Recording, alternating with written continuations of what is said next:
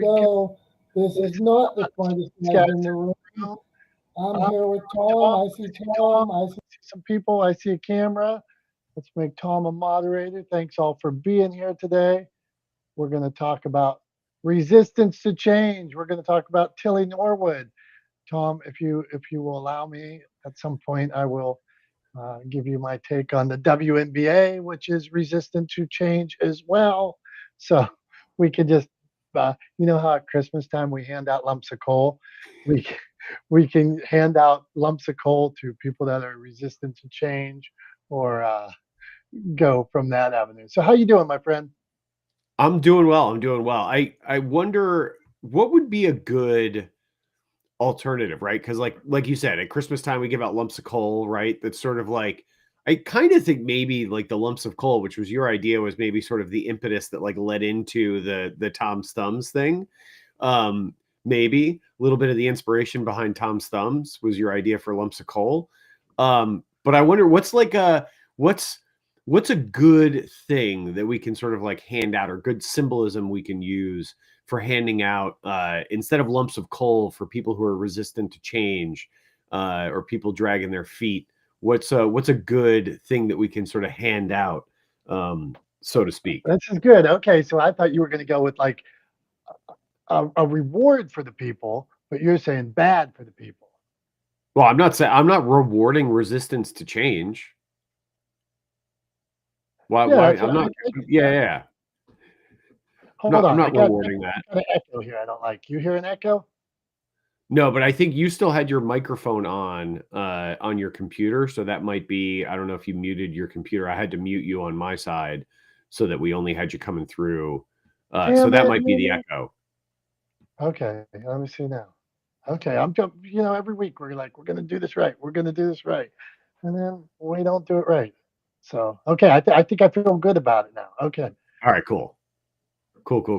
Well, I mean, we can work on it. And hey, if anybody, if anybody comes in and anybody has an idea for what sort of award, in air quotes, we should give out to people who are resistant to change, that's something to think about.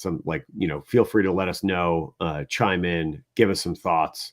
But yeah, we're talking about resistant to change today. So I'm curious to hear, Dom. I shot you this idea for a topic. You came right back with dropping the name Tilly Norwood. So just curious to hear what your thoughts are, since I often give you grief about your challenges with technology. Curious to hear what your thoughts are on this idea of resistance to change. Okay, so this Tilly Norwood idea, I'm not sure I know enough about it yet. I don't like the idea of humans being replaced, jobs being lost by AI characters and such. I've stood in and I know the last strike with SAG and all that was over, that kind of thing. I've been paid to be an extra and background and stuff like that. I don't want I like to go do that once in a while. I don't want to get replaced by AI when they can just fill my face in from 10 years ago or something like that. So I get that aspect of it, but in the resistance to change part of it, a movie like Sin City, or there's movies that they're using AI now, or they're using what do they call that when everything's created on like video and things like that. They're not flying Superman on ropes anymore. They design it with a computer. So how many people did they take out that were putting up hoist and things like that, and now it's made on a computer? This is outward facing. It's in your face because it's person. We replaced person. We replaced lead character. So you see it, everybody's up in arms, but it's been done so many times, so many ways. So that's where I want to start with resistance to change. I just want to open the conversation. Well, I mean, to answer your question about like kind of CGI and the role that plays. I mean, definitely in films, the way that special effects are done has changed a lot over time, right? I mean, you look back to like the late 70s and early 80s, Star Wars was a groundbreaking film. Those special effects were mostly done. I mean, they weren't computer assisted graphics. It didn't exist at the time, right? And so they were done sort of practically or with in camera special effects, as they're often called. Where you're using a combination of miniatures and plates and painted backgrounds and all kinds of things to create an image that appears one way when it's played back, but in reality is a combination of different things to create a desired effect. Like, you think back in the day, like kind of some of the first special effects were things like forced perspective, right? Where you would position one person closer to the camera than the other things, and so it'd make them seem bigger. But when you look at it in a two-dimensional plane, you can't tell that one thing is closer than the other, right? So things like that. But I think AI and using computer generated imagery in films is fine. I think it makes sense to do in places where it's literally or physically impossible to use sort of practical effects or extras or things like that, right? So you can't have it's not practical to have an actor flying through the sky at 10,000 feet, looking like they're Superman, right? I mean, like, that's not practical, right? So what do, you put them in front of a screen, right? Either a blue screen, or now they're starting to use actual like LED walls, right? And you put them on a rig, right? And so you have the actor go through the motions and act like they're flying at 10,000 feet, and you put the background in behind them, right? Makes perfect sense. Good use of CGI and potentially of AI computing to be able to generate the correct background at the right angle, et cetera, et cetera. So that's all fine. The other place where I think it's fine is like, look, you got a scene in a stadium, right? And you've got an event going on. Now, does it make sense, or is it even logistically feasible to fill that stadium with real people and pay them all as extras, right? I mean, think about the cost associated with that, right? Like, Dom, what an extra earns for a day, right? So say every person there is getting $500 to $700 for the day, right? And then there are added costs on top of that, logistics that go along with having all those extras.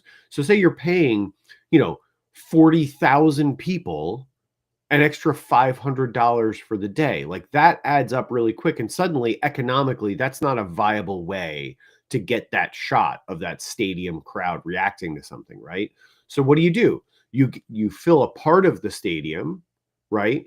You film that part of the stadium, and then you replicate those faces around the stadium to fill it in. I think that's a fine use of AI, when it's the difference between not being able to pull something off because it is either logistically or economically unfeasible or impossible to do, right? Versus doing something because it's cheaper than paying real people to do the labor. I think that's where the line is for me. So, like, if the difference is between hiring 100 extras to fill one section and then repeating those 100 extras around, or hiring no extras and just using AI, I say hire 100 extras, right? Like, that's where I land on it.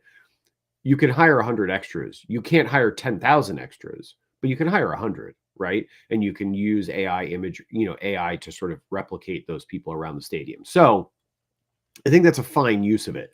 But yeah, I mean, I think it's challenging, right? Like, there's difficulty when it comes into it, and I am 100% not for replacing human labor completely with AI. And that's where the Tilly Norwood thing comes into it, right? Like, this sort of like AI generated actor, right? Completely AI generated, somebody who does not exist in real life, is not based on a real person. It's just sort of a complete conceit of an AI generation program.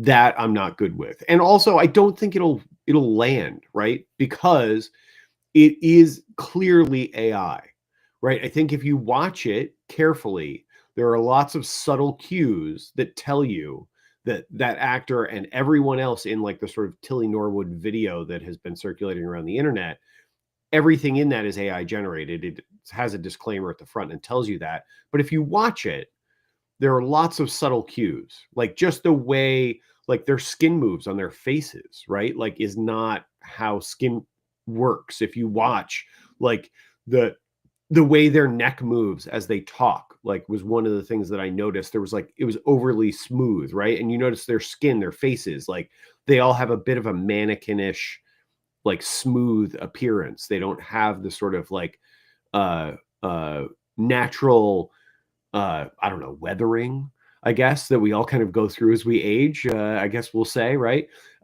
So they don't have that. It's not well replicated. It feels very obvious to me that it's AI. And I think even if you're not looking at it, looking for that, I think subtly those things will like make an impression and help you realize that it's not a real person, and so and kind of turns you off to it. So I don't think we're at a place where it's going to suddenly start replacing actors the way some people are fearing. But I also think that that could happen in the future, or that there could be attempts to do that. And I think we need to be cautious about what we endorse and what we don't endorse, and how far we go in embracing new technology, especially something like AI image generation technology that can produce realish looking and realish sounding people to replace sort of actors and actresses in film. Right now, it's a gimmick. I don't know that it's going to be much more than that anytime soon, but I think we need to be aware of it and uh, ready for people trying to sort of push things in that direction. Yeah. There's states right now that use like emergency broadcast systems that have AI like reporters telling them like, hey, the hurricane's coming and things like that. So or there's podcasts right now that are all AI generated and things like that. So uh, I think in a lot of ways it's already happened, and this is actors, but there's actors in different ways where we're like, oh, okay. Now all of a sudden, when it's the leading lady, we're like, whoa, wait a minute. Yeah, I mean, I think like look, I think most of those things that you just like the AI podcasts and stuff, they're gimmicks, right? Like I don't think they're going to go anywhere. Like the number one podcast in the world is not going to be anytime soon, right? I don't want to say never. I hate to say never because like whatever, but I don't think like I don't think an AI generated podcast will ever become the most or even rank highly in the most popular podcasts, right? It may for a very short period of time when people like download it to check it out, but it's a gimmick. I don't think it's going to replace sort of human podcasting or human interact. I think people listen to long form podcasts for the interaction between people, right? Like they want to hear the conversation that happens between people, not a an AI version of what a conversation might be like. You know what I mean? Like they want to actually hear the human connection that happens in long form conversation, and that just doesn't happen in podcast in AI generated content. And so yeah, so I don't think it's ever going to be anything more than a gimmick in that particular space. And in terms of like the emergency broadcast notifications and stuff like that, like a lot of times that I remember hearing those or seeing those when I used to have cable television, right? Like every once in a while, emergency broadcast network thing, like once a month would like pop on and it would be like beep, beep, beep. And it would tell you this is a test of the emergency. Yeah. Like that voice for a long time has been sort of just a computer voice, right? Like a computer generated voice. So like I have no issue with them using AI to have it sound more human, like that doesn't bother me at all. And I'm just saying there are actual times where they have like a virtual person doing it as well. So it's already taking some jobs. All right, hey, Was let's that get a to job? well, there rather than hiring Tom or Julie or Debbie to go on live TV and tell you what the emergency whatever is, some now fictitious male that is created like this Tilly Norwood gives you on your TV or on your YouTube channel. I mean, so here's the thing: is like in major networks, like in major broadcast areas, right? In major markets, there is somebody like sort of 24/7, like at a news desk or able to hop on the news desk, right? But for the majority of the country, that job doesn't exist. There is nobody, there is no sort of 24-hour news in like in a rural town in Nebraska, right? There's no 24-hour news anywhere near them, right? So for those areas, they would have to find somebody, get them out of bed, get them in front of a camera, and like that delay in bringing that information out, right? I think is costly, or could be costly in an emergency situation. Minutes matter. So I think like that job doesn't really exist. It probably would have just been a static screen with a robot voice or somebody reading it, and now they're using AI to do it. So I would push back. I'm not sure that that's actually replacing a real human job. I don't think there is anybody that actually does that job. All right, bring it on, bring it on. Let's hear from the group here. We're talking Tilly Norwood. We're talking resistance to change, which is very similar with AI coming and things like that, or whatever the change is that you're resisting. That's here, and you're like, oh, it's not going to affect me. So, Julie Loken, we're coming to you. Then we'll hit J Dub, and then Jason. Anybody else want to come up or message on LinkedIn or wherever you see us streaming? Have at it. But Julie, weigh in on the subject. What do you got for us?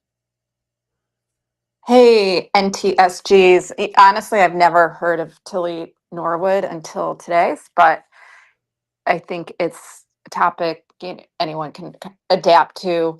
And it's funny, I was listening to an AI generated podcast this weekend, and you can tell by inflections, but I found it still interesting. And the funny thing is, I think the danger comes in when they start replicating and cloning our voices, which is easy to do. And I want to find this episode because I've done an AI generated podcast, one with my voice, which is kind of funny. Some people could tell, some people couldn't tell. So it's just how we navigate it. And then the art of deception, I think a lot of people aren't as savvy as us here on stage and could be really bamboozled by these AI generated stars and voices in some manner or the other. So that's where I see issues going forward. So thanks. Thanks, guys. Thanks for being here, Jolie. Thanks for weighing in on that. My dad thinks Barron Trump can sing like a opera because he watches these things on YouTube. So, and I love to see people taking chains off of leopards and tigers. It's like a lady in a business suit taking chains off of a barbed wire off of a leopard or something like that. I'm like, wait a minute, this leopard might bite them. This lion might act. Then I realize it's AI. I like it in theory, so I know that. Tom, what say you on that? And then go to J Dub and Jason. Yeah, I mean, look, AI deep fakes are definitely a problem, right? I mean, look, the just recently, within the last week, I mean, you talked about, your dad being convinced that Barron Trump can sing opera because of an AI deep fake video he saw on YouTube, right? I mean, just this week, the president actually shared an AI deep fake video of himself talking about a science fiction technology that doesn't even exist called med beds, which is a whole big like if you go down, and I only know this because of reporting on this, but like there's a QAnon conspiracy theory that the US government has technology for what they call med beds, which are basically like, I mean, it's something right out of like Star Trek, right? It's a bed that like heals you of any and all ailments, right? Like you lay down on the bed, it does a bunch of worrying and whatever, and it fixes all the things wrong with you. So there's a QAnon conspiracy that the US government has this technology, and then somebody put together an AI deepfake video where the president said he was going to release medbed technology and give everybody a medbed card so they could go get healthy. And it's obviously it's all complete fabrication and nonsense. It has no grounding in reality. It's not true at all. I guarantee you that there are people that believe it. So like, I think, to Julie's point, there is some danger in these sort of AI deepfake videos where they're replacing people, or it's not just replacing labor, but actually creating content that makes someone appear to say something that they've never said, right? That's a real problem, and I think there needs to be. And look, like, I think at the end of the day, the solution is to provide some guardrails, some regulation around how deep fakes can be used. Because, like, it's all fun and games if you're like, want to prank one of your friends and make a video of them, doing something silly or saying something silly, or, I don't know, farting the Star Spangled Banner or something ridiculous. Like, that's fine, right?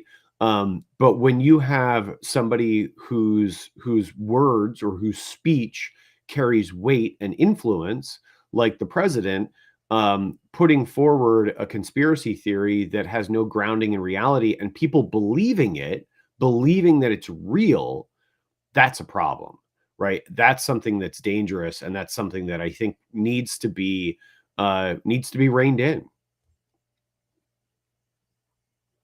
That's what I think. I think you nailed it, man. Let's go. Let's keep it going. Not the smartest guys in the room. We're here every Wednesday unless we're on summer hours. Okay, we got J Dub. J Dub, welcome to the conversation here. J Dub's Arts. It says, what say you, my friend? Where you want to weigh in on resistance to change or Tilly Norwood? What do you got for us? I am an artist, and I'm kind of leaning into the curve here because, let's be real, AI is not going anywhere. I mean, we can all be resistant to it, but it's not going to go anywhere. It's only going to get bigger and stronger. And if we don't work with it in some way, shape, or form, it's going to take us out, right? So I actually used it to understand how computers would process, and I used it to write a check to help kids connect their emotions to the way they feel. So, I mean, yes, all of the deep fakes that are going on with AI. I'm a hiring manager in retail. I've had 7 interviews this week that were not even actual people. So yes, the danger of AI is definitely there, and I'm hesitant to have things like, Hey, maybe Jay, explain to us what does that mean? That, like, they were AI interviews, or they just, like, how does that happen? I mean that people are using AI generated resumes, but also Okay. using AI generated videos for their face during a video interview rather than coming in doing a remote interview. Okay. So you're using essentially a Snapchat filter to make yourself look different than who you actually are. We didn't have it in our workplace, but another business hired somebody on affirmative action, only to find out that they were not an affirmative action hire because they used AI to alter their appearance so that they would appear to be falling under that demographic. So yeah, I definitely think that there's good and bad to AI, but in the professional world, it needs to be approached very, very cautiously because, like Tom said, the differences are there. You can see them if you have a keen eye, but most people are friggin' blind and they can't see those subtle differences in the skin tone. If you look at the corners where the dead space meets an AI's skin, it almost pixelates a little bit, like a brush effect in Photoshop. So people don't know what the hell they're looking at the time. And a lot of people are getting misinformed. And yeah, I definitely disagree with using it for emergency broadcast services. While it does provide an immediate response, sometimes the immediate response isn't what we need. It's more of an informed response. That's my part. Hey, J Dub, thanks for being here. I appreciate you nailed it. Welcome back anytime, man. Come back anytime. I want to say on the Tilly Norwood video, I was watching one the other day, and it was her drinking coffee. It's weird. I'm watching her drinking coffee. The coffee cup, she's walking down the street, coffee cup has a lid on it with a straw. And then she takes a drink out of the cup, not using the straw. And she just puts her mouth on the side and takes a drink. Well, the coffee cup had a lid on it. And so I replied, like, in the comments, I was like, I don't think that since it had a straw and a lid, and now she's drinking out of the straw, that this is going to take off. Doesn't seem too Oscar worthy to me. But yeah, if you look up the video when you talk about those subtle changes, subtle little things on the edges and stuff, Jason. J Dub. J Dub. Is J Dub Jason, by the way? I see. Just he's there. Okay. Just one. No, J Dub is John, and my last name is long in Polish, so I Michael. shortened it to Dubs from a Okay. W. Maybe I'll do that. Okay. Okay. Gotcha, man. Thank you. Well, No problem. okay. As Polish people should. To D-Dom or what? Yeah. D Dom. Yeah. Something like that. Okay. You gonna Sorry. can we call it? Can we call you Dom Dom? Dom Dom. Yeah. That's the. Oh wait, I love that. Dom, Dom, and Dom, and Tom. Yeah. There you go. All right. Okay. I like that idea less. I take it back. Okay, somebody we like that always stops in. Jason, what say you on Tilly Norwood and people that are resistant to change? And anybody that wasn't here, we had an idea like in Christmas, we hand out lumps of coal, the things we don't like at the end of the year. We wanted to hand out something that isn't flattering to people that are resisting to change. If anybody has an idea, throw it out there for us. Go on, Jason. Well, my only thing about changes is that you can't stop it. I can't control anything that happens outside my head and my mind and my thoughts. So that's the first part. So it's easy to go with the flow, but I think that what we grow attached to, it's a sense of security. So maybe people who object change, and when you're talking about AI, in my opinion, many people I feel are stagnant in their growth mindset because they want to hold on to things that they can get used to. And AI changes the game because if you really think about it, it's an assistant and it's designed to be that way. As far as the video, the Tilly whatever, I thought it was pretty remarkable what I watched. But again, it is, and I've talked about this before, there is a high demand for ethical AI design and practical use. So there's many different jobs that can go along with AI.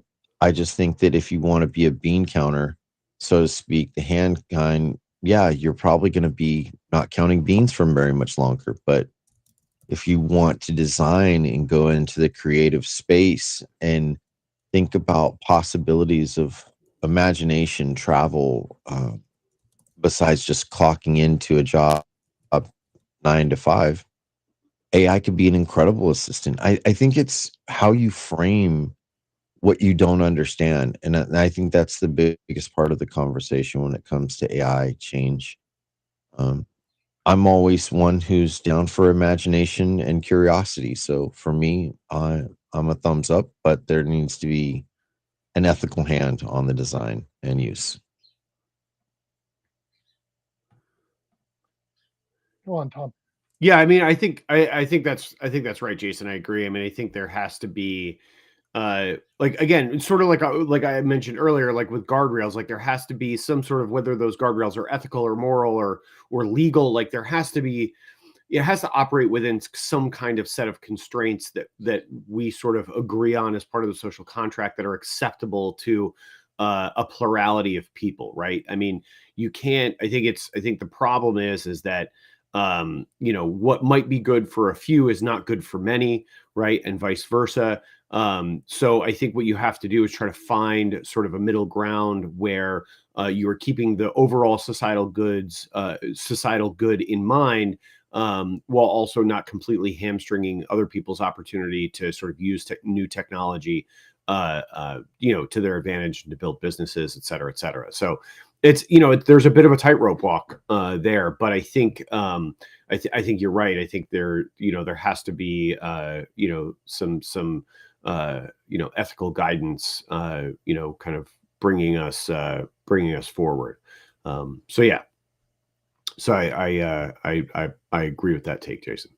Yeah, we'll dig more into that in a little bit, but it's that time of the show where we do everybody's favorite segment. People love to hate, Tom's thumbs. So Jimmy says he's only here for Tom's thumbs. Yeah, our Tom's thumbs reels are doing good. So Tom's thumbs today, we're going to get real serious on a subject. We talk about pop culture. So Tom has to answer a question, thumbs up or thumbs down, based on something in pop culture. I want to talk about something that is around for about 9 months a year, and it's everywhere. And I want to know Tom's thoughts on it. What does Tom think about Spirit Halloween? Oh, Spirit Halloween. God, I mean, I don't know. There's so many ways I could take this. So yeah, you're right. They're around for about 9 months every year. They sort of pop up in vacant stores or vacant storefronts in strip malls all across America, right? And they're around until I think just after Halloween is usually when they close up, and they're gone for a few months, and then they pop up again in the spring. And yeah, I mean, I don't know. I think it says something about the sort of the disposable nature of consumerism, particularly in the US, right? That Spirit Halloween exists, and as a business model can be successful, selling one set of products, Halloween decorations, really, and some costume stuff, but Halloween related things for a one-day holiday, and somehow that they can maintain a successful business model off of knowing that people will every year come back and spend money on new decorations, more of the same decorations, new costume pieces, all of that kind of stuff that they sell, right? And I think that's everything that they sell pretty much, right? I mean, I don't know. I'm not intimately familiar with Spirit Halloween. I don't know. I think I've been in one once. But I'm also not one of those kind of people that redecorates for every holiday. Like we decorate for Christmas. Like that's it. And that mostly consists of like putting up a tree, right? Like that's the totality of our holiday decoration in our household. So not something we really get into, but I think it is sort of a commentary on the disposable nature of consumerism, particularly in the United States, that people buy things and spend lots of money, billions of dollars, I'm sure, every year on Halloween decorations that they know they're going to just put in the garbage, right, and not use again the next year. And I don't think that's a good thing, right? I don't think that kind of disposable consumerism is a good thing, generally speaking, because it encourages us to not place value on the things that we spend our money on, to spend money on things that are disposable, that we know we will dispose of in short order, right? That have a shelf life and are replaced every year.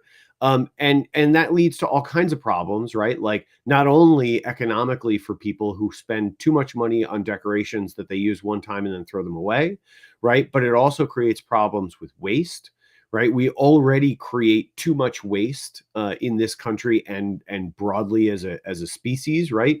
We create an extraordinary amount of waste every year.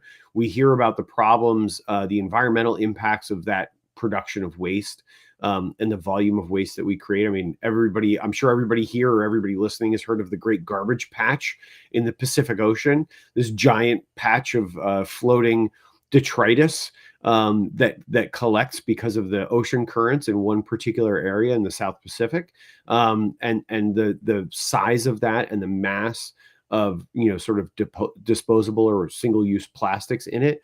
I think it's not a good thing.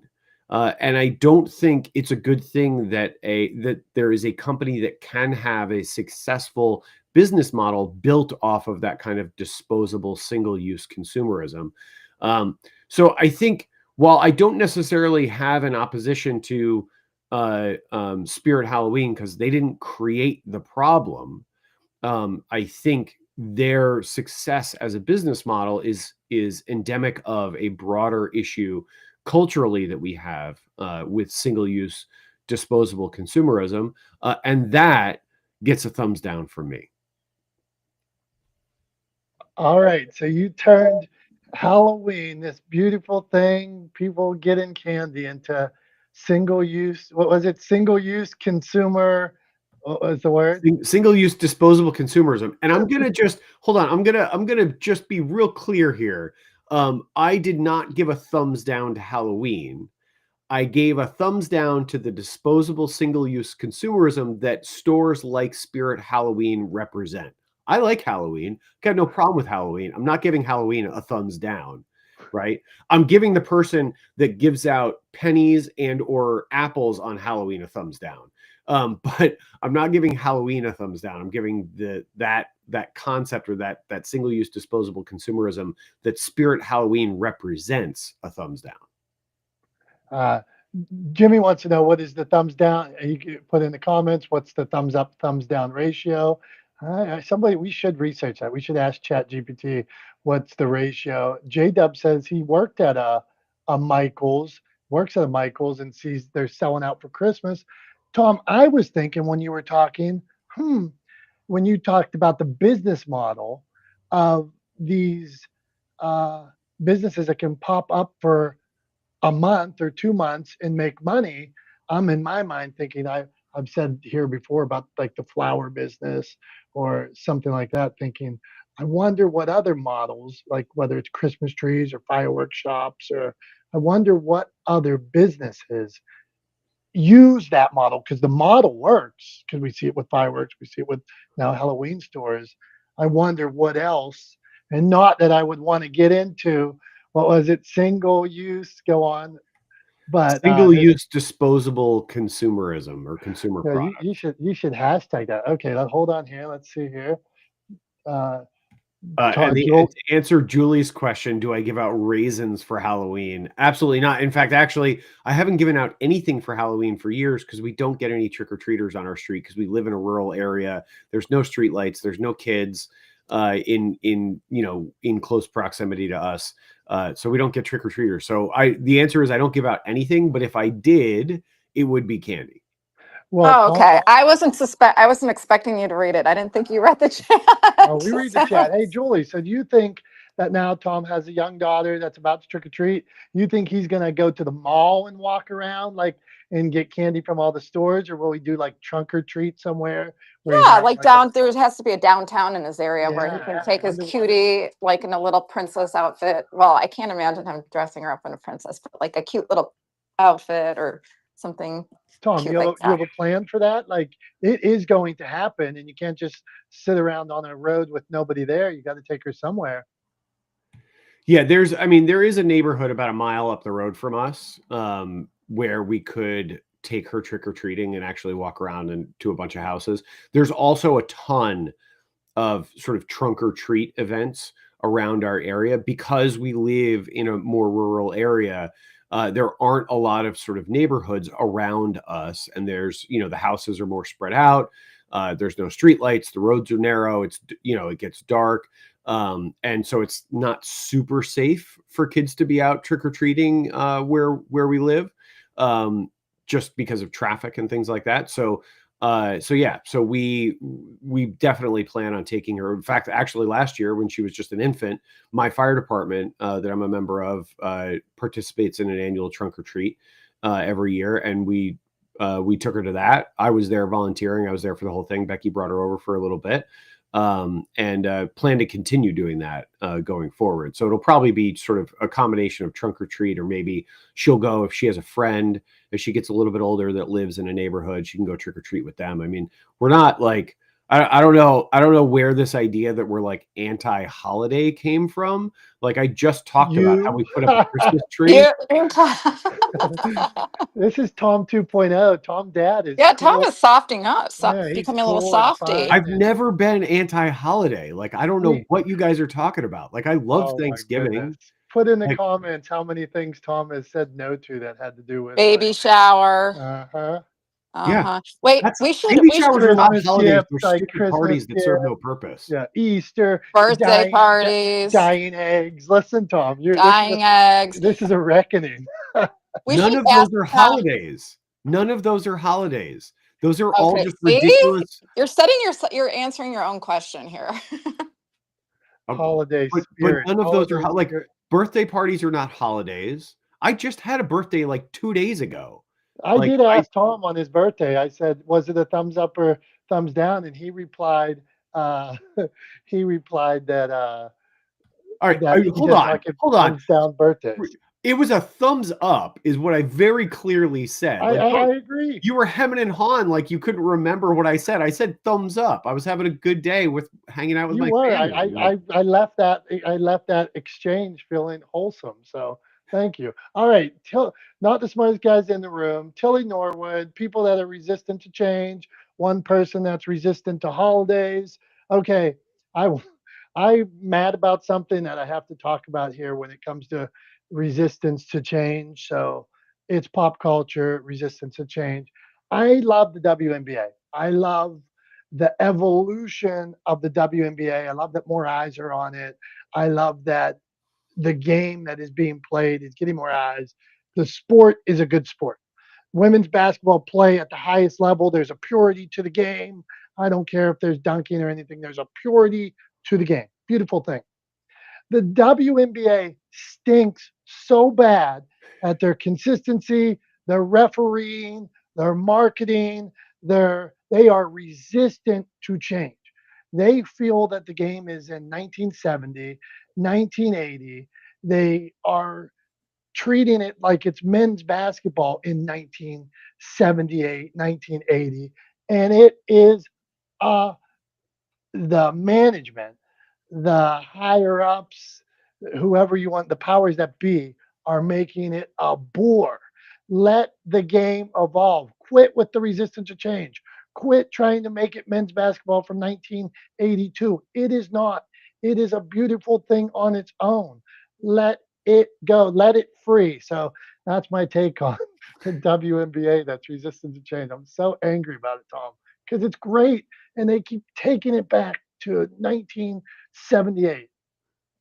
Yeah, I mean, I think, like, look, to your point, like, let it be its own thing, right? I think part of the problem is you end up, and you've probably ended up with people, former NBA execs, right, and former NBA leadership now trying to steer the boat at the WNBA, and they're looking at it going, well, that's those numbers and the statistics and the data lines up with kind of where we were in the late 70s and early 80s as an organization, and so that's what we're going to apply here. And it's like, well, that's a stupid idea, because it's not the late 70s, early 80s anymore, right?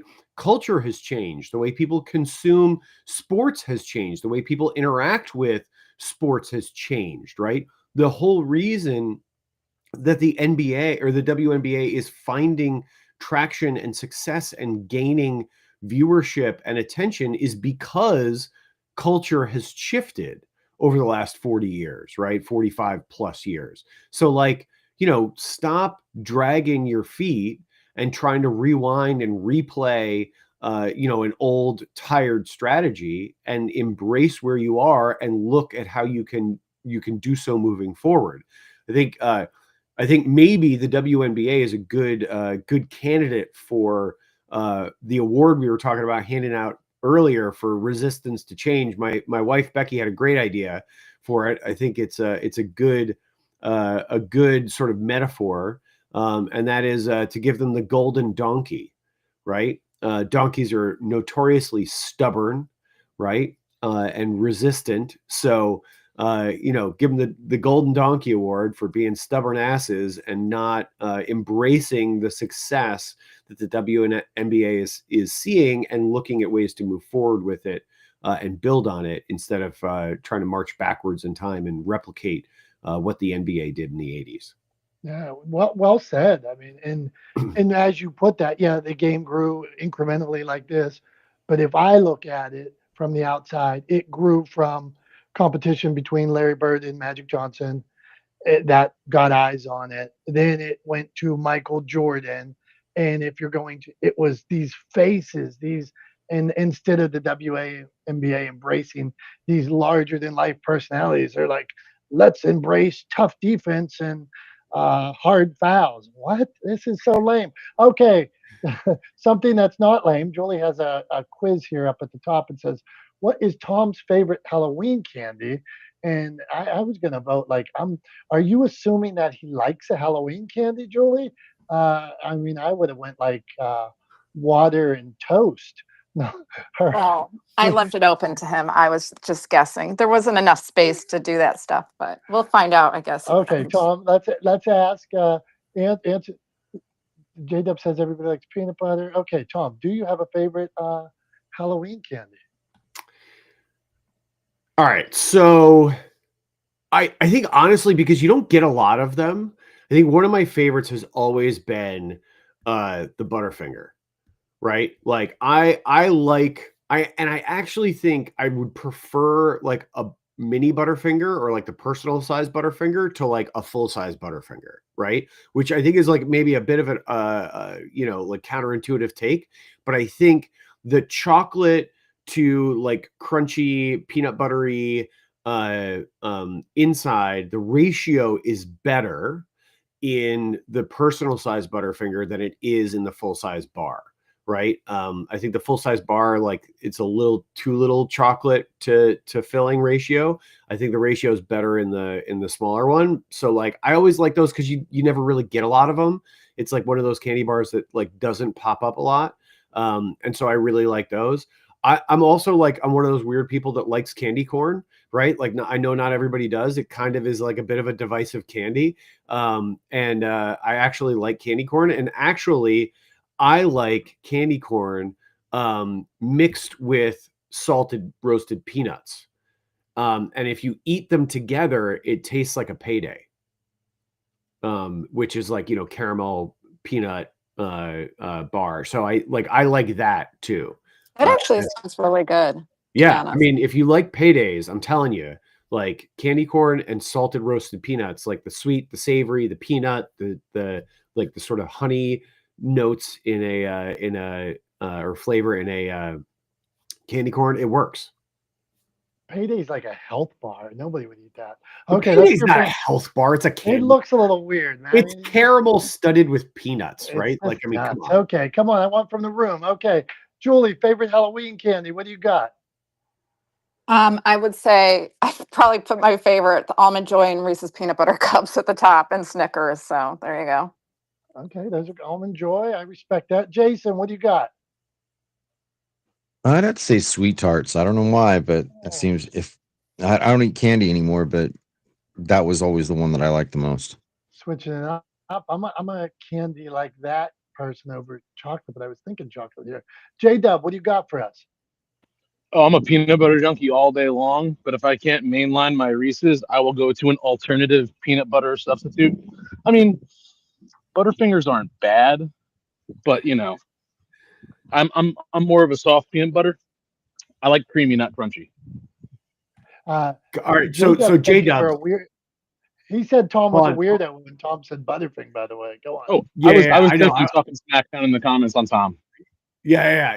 No, he 100% was. For the record, I like Coke. Pepsi's all right.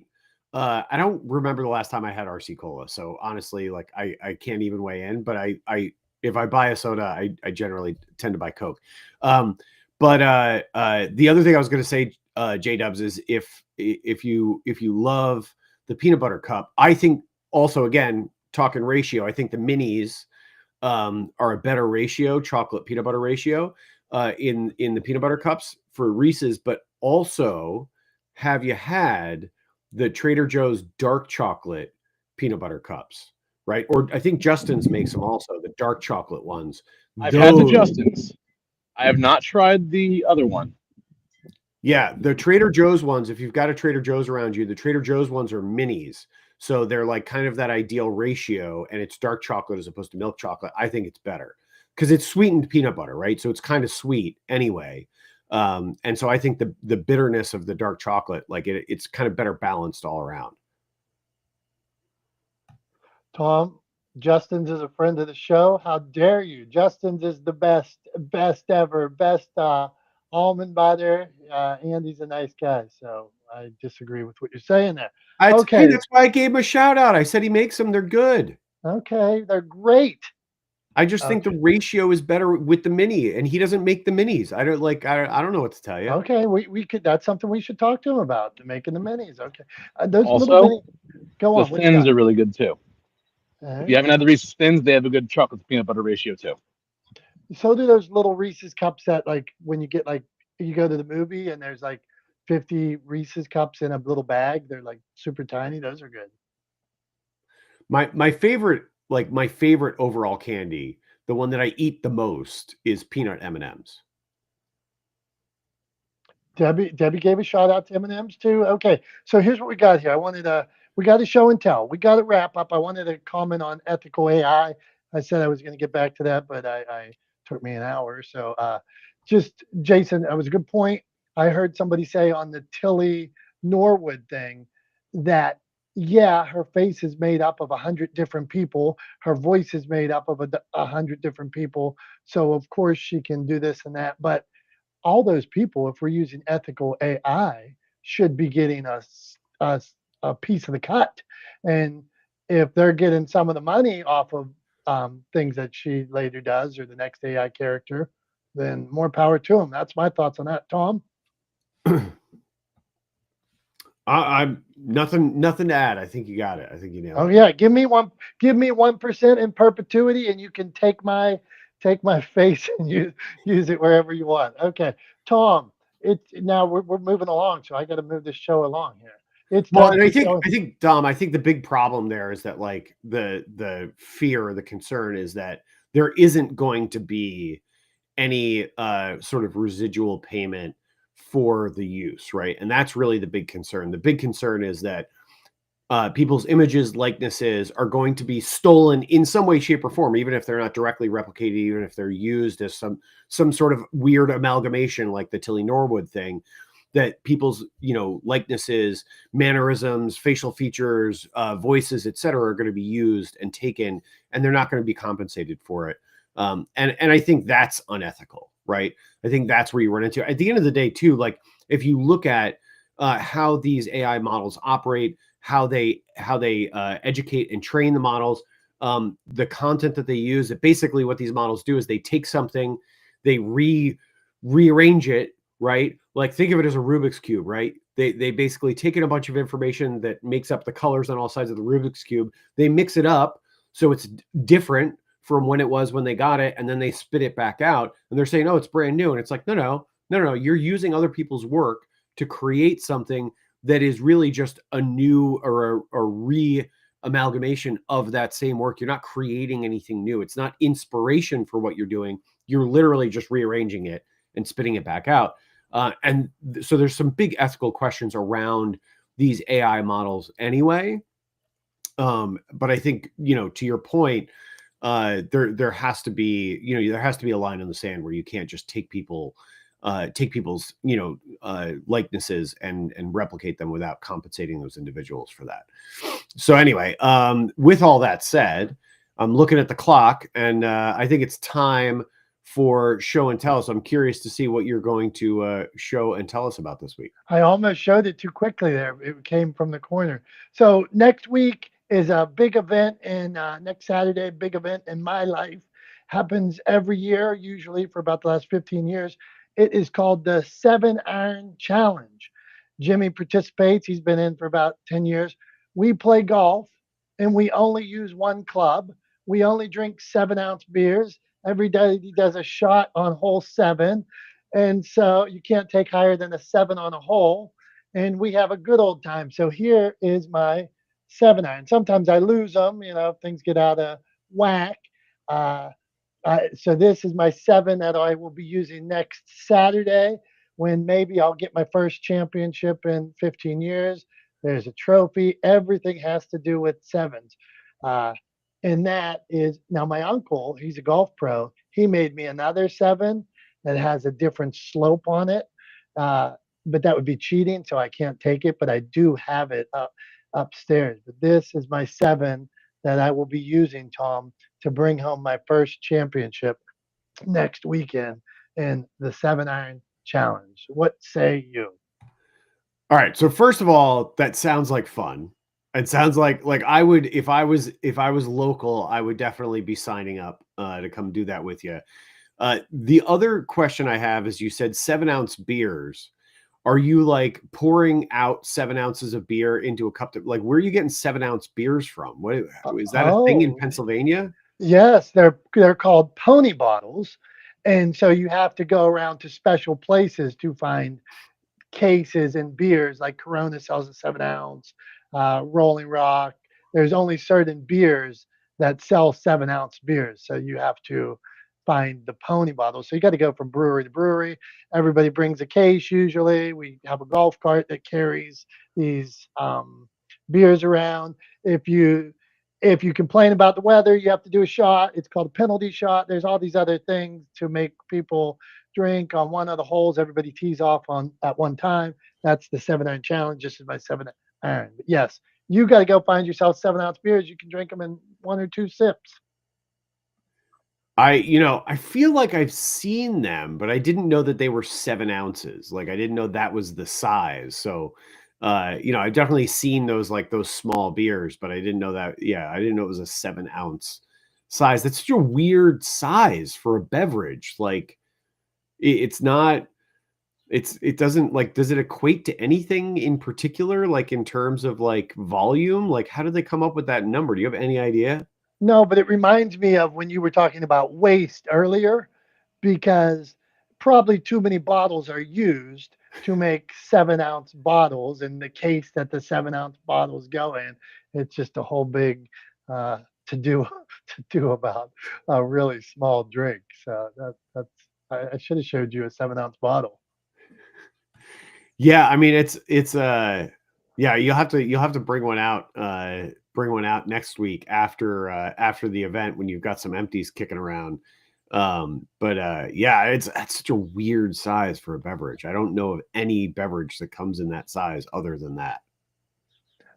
Jolanta wants to add something. Let's see what Jolanta wants to add. If it's a Jolanta quick, if it's a favorite candy or something, or you drink 7 ounce beers, go on, and then we're going to the wrap up. What do you got, Jolanta? How you been? It's been a hot minute, you guys. How are you all doing? I miss you all. I miss you all. Yeah, we miss you. I see your profile picture. You look fancy there. So Oh, what do you thank you. got for us today? Well, I would say my favorite Halloween candy is definitely Snickers all the way. We usually we like to get the mixed up candies in the little you know what I'm talking about, right? The big bag of different candies that come Variety together. bags. Yeah, the variety. That's it, Julie. Hello, good morning. Yes, the variety bags. I love the variety bags. Those are my favorite. I try not to buy too many of those because then I eat all of it later. So Snickers is my favorite candy for Halloween. All right, we accept your vote. Your vote goes on record. And so now at that, I'll prepare Tom for what he's got to figure out. He's got to figure out the golden donkey that's going to the WNBA and people that refuse change. You've got to talk about favorite candies. You got to talk about your thoughts on Halloween and Spirit Halloween and about 10 more things. So figure that all out, Tom. What do you got for us? I mean, I don't really think I have to at this point, Dom, because I think you just did. You just went through and you laundry listed all the things we talked about. And yeah, I mean, look, when it comes down to it, I think I'll just circle back to what we started the conversation with, right? We started the conversation talking about resistance to change. And I'll just give a quick little thought in that area. Here's the thing that always comes to mind when I think of resistance to change. We are excited about change when we're young because everything is new to us. And I think as we get older, as we continue to see the world change, there's two things that happen. One, it creates situations where we're less comfortable because we're less familiar with things because they are new to us at a later stage in life. And two, it reminds us that we're getting older, and people don't like being reminded that they're getting older, right? Because 1 year older is 1 year less that we have to live, right? So like it reminds all of us of our own mortality. And I think people get really resistant to change because of that. I am finding, I just turned 47, and I'm finding that I am no more resistant to change than I was when I was younger. If anything, I am excited about the future because there are new and great and exciting things happening all the time. Yes, we have to be cautious. Yes, we have to be careful about how AI is used, how people are taken advantage of, what the future looks like, disposable single-use consumerism. All of these things are concerns, but they are not reasons to resist change. So while you may be concerned about change, you may be hesitant to accept change or even resistant to it, I would encourage you to always be looking forward to the new, exciting, amazing opportunities and experiences that change brings with it, rather than resistant to them, because if you're resistant to it, you will miss out on the future. And that's not a good place to be. That's all I've got for this week. Thank you guys all for being here. I appreciate you. Even if you're giving me grief in the comments and calling me a spokesperson for RC Cola or accusing me of handing out raisins on Halloween, it's all good. I've got very thick skin. I'm here for it. I love it and appreciate it. I appreciate all of you guys. Thanks for being a part of this community. We love you. For Dom, I'm Tom. We are not the smartest guys in the room. And until next week, have a great rest of your week. Have a great weekend. We love you. Thanks so much. Bye-bye.